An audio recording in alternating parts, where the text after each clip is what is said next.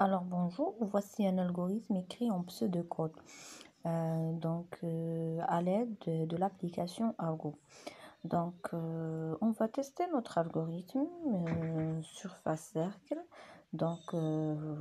Comme vous le savez, on a trois parties qui composent un algorithme qui est écrit en pseudocode.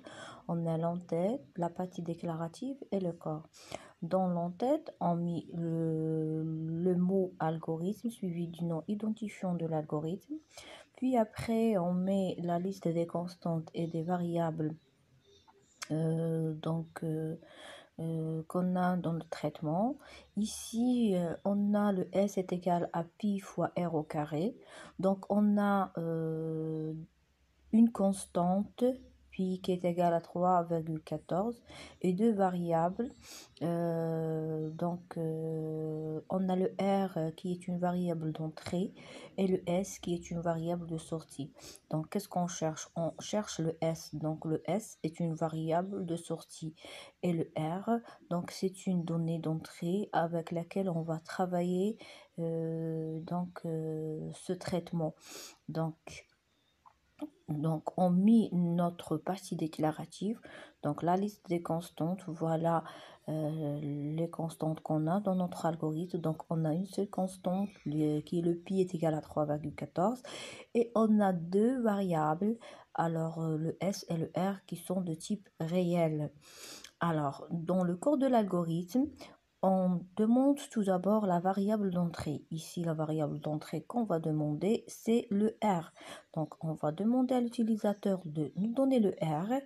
Donc, une fois il va taper quelque chose sur son clavier, on va prendre cette valeur, on va l'enregistrer dans une case mémoire qu'on va la nommer R.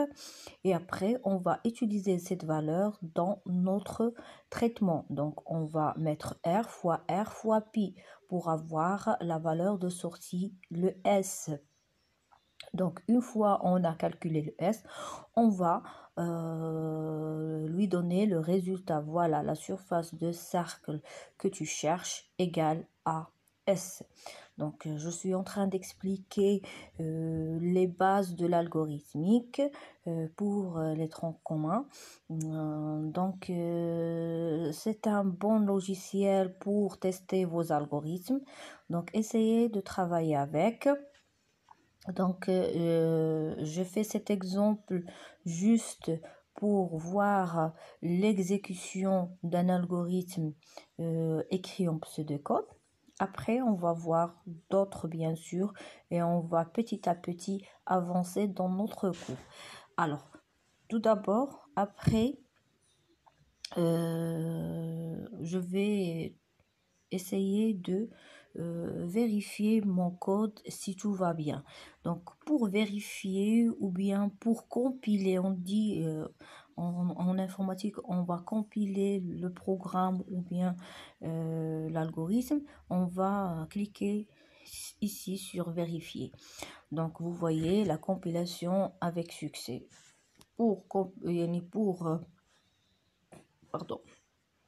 Pour écrire un bon algorithme, il faut respecter la syntaxe. Ici, je dois mettre les parenthèses, les codes pour écrire une phrase, les variables qu'on va lire, je dois les mettre entre parenthèses. Donc, il faut voir la syntaxe de cette application. Donc, vous voyez que la compilation est réussie. Maintenant, je vais exécuter mon programme. Donc, je vais cliquer sur Play. Alors, vous voyez, donner la valeur du rayon. Donc, on va taper une valeur, n'importe quelle valeur. Je vais essayer cette valeur.